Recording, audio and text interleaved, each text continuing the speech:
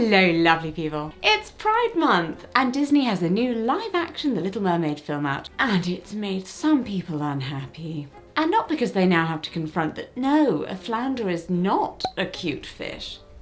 Ooh, what did they do to you, flounder? Apparently it's because The Little Mermaid is now woke.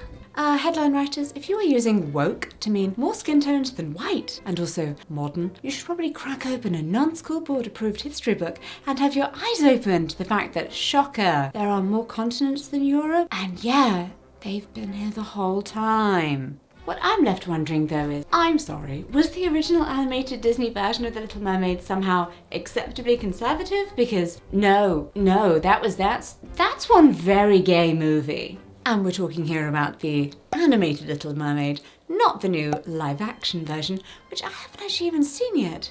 I am very much looking forward to it though. So, at the risk of giving people who hate The Little Mermaid even more reason to hate it, which is fine, if you're not going to respect a classic, then get out. And in the hopes of turning some people back to the film who may have got caught up in the "she changes for a man, this is a terrible film for little girls" outrage from the early 2000s, let's discuss all of the ways the animated Little Mermaid is really queer, actually. The original story. Now, The Little Mermaid is a short story originally written by Danish author Hans Christian Andersen in the 1830s. While it's a pretty common critique of Disney adaptations to say, the original story was much darker and they changed the ending. No, in this case, they did. Yeah. The original fairy tale sees the mermaid fall in love with a human prince and barter her voice for legs, but at a much more painful price. Every step she takes is agony, and it's as if she's walking over knives. Truly a relatable disabled princess.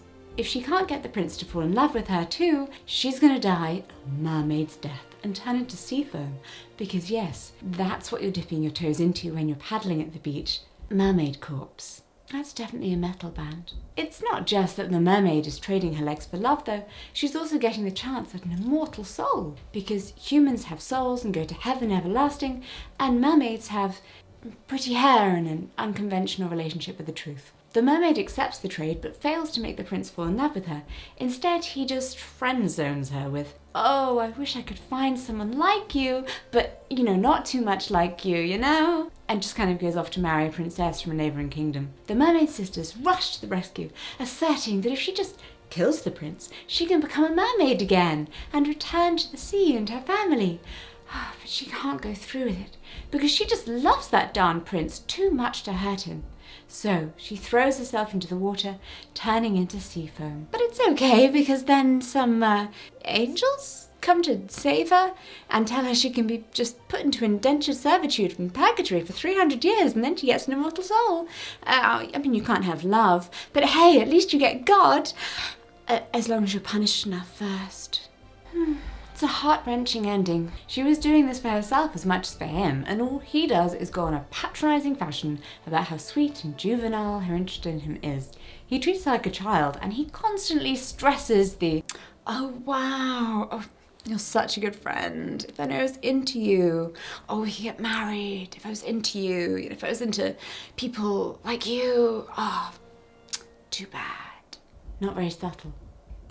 Well, hello, and welcome to the ad break. This video is sponsored by Surfshark, and if you somehow don't know, Surfshark is an app and browser extension that allows you to change your virtual location to almost anywhere, probably not under the sea. This ensures you access to sites, services and content that you can't usually see, and means that if you revisit, say, a travel website for a certain deep sea voyage you've been thinking of making, the price will stay the same rather than rising every time you visit, to give you a false sense of urgency. It works on me. Are you panicked yet? You should be. As you connect to the Surfshark VPN server, your internet traffic goes through an encrypted tunnel that can't be seen by anyone, helping you shield your identity from websites, apps, and services that want to track you. Surfshark makes using the internet easy and secure without risking your online activity being monitored or your identity being compromised. Using Surfshark will even hide your fishtail, I assume. One of my favourite things about Surfshark is that thanks to their super strong layer of encryption, you can use it across an unlimited number of devices as a whole family, meaning no internet provider, mobile carrier or sea witch can listen in or see your activity. Claudia and I can both be safe when working or browsing online. Feeling safe online is especially reassuring when you have children. Did you know, with Surfshark's special skills, you can even change your location whilst watching Netflix? If your favourite new show has just been released in the US, but not here in the UK, worry not, because Surfshark has got you covered. Maybe you're feeling inspired to watch some Little Mermaid films now. Well, the classic 1989 animated film is available on Disney+, and with the help of Surfshark, you can watch that and the Little Mermaid live on stage films, even if the films aren't available in your country. Just a quick click to change your country to the UK, and then watch to your heart's content. Why not indulge in binging your guilty pleasure show and stay safe at the same time? Get an exclusive Surfshark deal today. Click the link in the description of this video and use code Jessica for 3 months for free. Oh, what are you waiting for? Go, go, go. Click that link now. No, I take that back. Not right now. After this video. After the video. After the video. Andersen wrote many love letters throughout his life, although he may have also been asexual, to both men and women, most notably to his close friend, a young duke named Edvard Collin, whom he declared his love to in poetry, prose, and letter after letter. Andersen wrote to Collin that his emotions were like those of a woman's, and his love was deep, a love that was met with, "Oh, wow, oh, you're such a good friend, oh, we could totally get married, you know, if I was into people like you." Not a direct quote, you know, add old-timey speak to that. Andersen was rejected, however, and The Little Mermaid was written the same year that Collin announced his engagement to a woman. This theory that the mermaid's longing for a person she cannot be with is a gay allegory that aligns with Andersen's own life was first proposed by Richter Norton in My Dear Boy, Gay Love Letters Through the Centuries. Many of Andersen's letters, both sent and unsent, are published in the book, and it's clear that he was romantic, but also that he felt deeply uncomfortable a lot of the time and wished that he could just better blend into his surroundings. The queer theory reading of The Little Mermaid that you've probably heard before is that any version of the mermaid is about passing. Passing is the ability of a person to be regarded as a member of an identity group or category, including ethnicity, gender, and sexuality. It can be a loaded term. Passing can keep you safe, or it may make you feel excluded from the minority group to which you belong. It might make you feel happy. It might not. It's completely normal to have complex feelings. So we can take a very literal reading and assume that the mermaid is a stand-in for Andersen himself, that the prince is Collin, but Andersen wishes he could be a woman instead of a man. He could win Collin's feelings more easily, but oh no, he can't. Oh, but at least he's got death and then 300 years to prove himself in purgatory before God gives him a chance at redemption for the big old sin of, love. Whoosh, queerness. Not so hot in the 1800s. But the mermaid has a strong curiosity for the human world from the beginning of the story, even before meeting the prince, right? Side note, have you seen Ariel's collection? That girl is a hoarder of human debris. She wants to feel the sun and dance like the humans do. She understands herself to be, in her soul, more connected to their world. She feels uncomfortable in the one she's meant to fit in, and she doesn't feel that what she sees in the mirror is her. She makes a deal with the sea witch to change the parts of herself she doesn't like in order to make herself fit in more with humans. So, yes, much like The Little Mermaid, Andersen wanted to be something else. Does the mermaid desire for the human world stand for Andersen's desire that he be heterosexual like everyone else, or that either he or Collin were a woman? Should we read her story as his longing to be accepted just as he was? We can't ask him. He can't tell us. That The Little Mermaid revolves around silence of its heroine speaks to the socio-political situation of the 1830s, which marked an enlightenment period for gay activism, if you're upper class. Sure, it might not be technically legal to pursue a same-sex dalliance, but as long as you're keeping it private and you've got the wealth or the title, or both, to make others look away, well, it's a different matter, darling. You just have to keep your mouth shut, even if every moment feels like walking on knives. I should add that unlike the heroine of the short story, Andersen did not turn to sea foam after Collin got married to someone else. Instead, they remained friends at the very least for decades afterwards, even if Andersen had to remain silent in public about his feelings the entire time. Or we could talk about another kind of passing. Granted, it's not particularly Pride Month friendly, queer one, but the answer to why do you make everything about your sexuality is, because it's an intrinsic part of who I am as a person, and you keep demonizing it. So, aside from oh, he just had a crush he couldn't publicly express because it was a different time, we can also read The Little Mermaid as being about Andersen's discomfort for passing in high society. He was born the son of a poor cobbler, yet died a rich and famous man, but along the way he spent many years living as part of high society, and though nominally accepted, he knew himself to be on the outskirts due to his nouveau riche status. It also didn't help endear him to them that he continued to champion the common man and was generally charitable. As much as he may have wanted to fit into his new world, the human world, the high society and literary world he had dreamt about since he was a boy, as he wrote in his letters to friends, he knew that for not having been born there, he would always be different. And so we have yet another way to read The Little Mermaid, one that we can all probably relate to in some sense. Maybe it's not high society you want to break into, but I'm pretty sure there has been, at some point, a group of people you have wanted to be part of, be that a friendship group, a sports team, or a career, and you have been hit with some heavy imposter syndrome. Well, here's the Disney princess for you. Also Mulan. We'll get to her in another video. So to take the most boringly literal heteronormative reading of The Little Mermaid, girl mutilates fishtail for man, strange sentence, means we're missing out on the opportunity to look at the film in other, non-gay ways too. And I shall let you into a secret here. I feel we're far enough into the video to do so. Please leave your judgment of me at the door. I completely agreed with it too at one point. Disney wasn't a big part of my childhood. My parents aren't pro-Disney, so by the time I hit my feminism for preteens phase, I was more than primed to go full princesses are bad role models and any story where a girl falls in love with a prince is stupid. Such nuance, Jessica.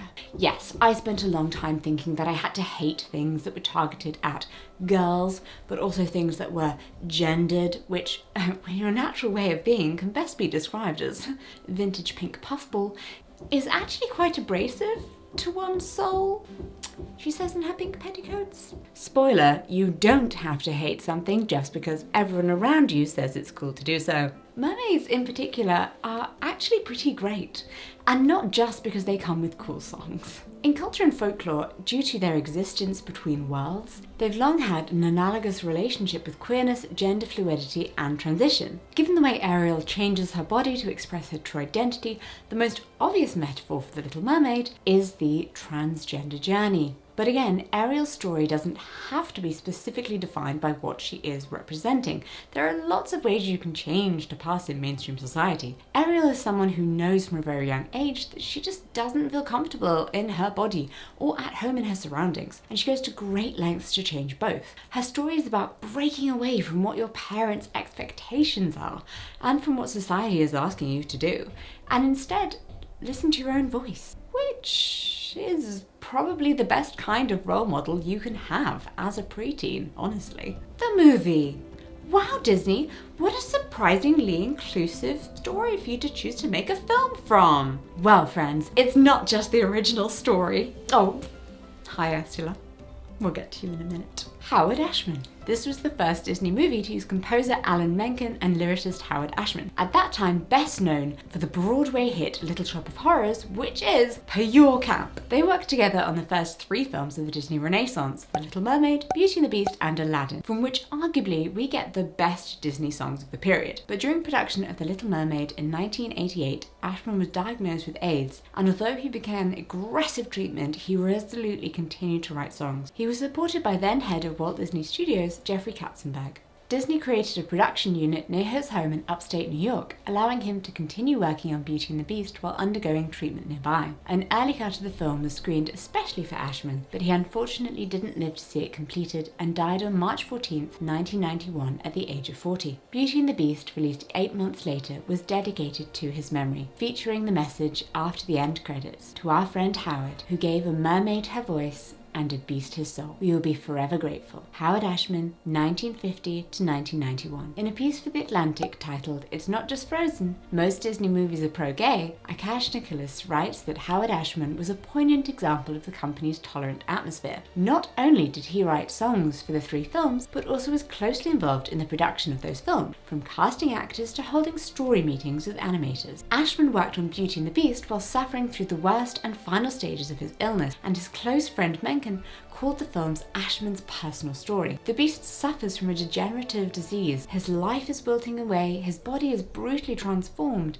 and he's shunned from society. Belle's love and the ultimate breaking of the curse is the fantasy cure that could only be wished for. Ashman also gave a mermaid her voice and a happy ending, as the quote from Disney states, giving her the happy ending that would never have been possible for Hans Christian Andersen in 1836, but which might have been worth dreaming about in 1989. But it isn't just in, oh, that's a good allegory for the queer experience, that we can see Howard Ashman's hand in bringing out something more than a little rainbow to the film. Now listen, this is important. And yeah, she came back around.